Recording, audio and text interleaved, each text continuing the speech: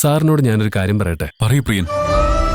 എന്റെ ഈ പ്രശ്നത്തിനൊരു പരിഹാരം പറഞ്ഞു തരാൻ പ്രിയന് കഴിയുമെന്ന് തോന്നിയതുകൊണ്ട് തന്നെയാ ഞാൻ പ്രിയനോട് വരാൻ പറഞ്ഞത്. മുന്നിലൊരു ഭംഗിയുള്ള പൂവ്, അത് കയ്യിലെടുത്ത് മണത്ത് നോക്കുന്നതില് എന്ത് ത്രില്ലാ ഉള്ളത്?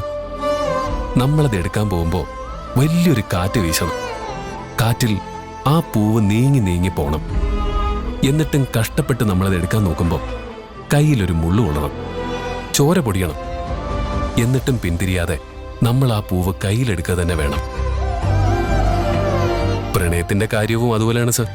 കാറ്റ് വരും, നമ്മളിൽ നിന്ന് അകറ്റി അകറ്റി കൊണ്ടുപോകും, മനസ്സിൽ നിന്ന് ചോര പൊടിയും. എന്നിട്ടും വിടാതെ പിടിച്ചടക്കണം. സാറിനത് കഴിയും.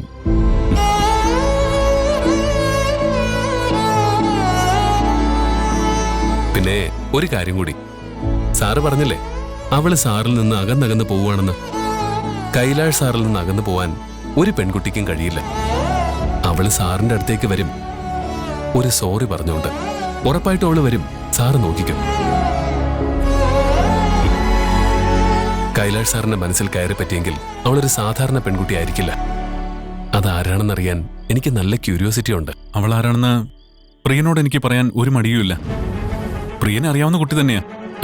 ഞാൻ അറിയുന്ന കുട്ടിയോ? അതാരാ സർ?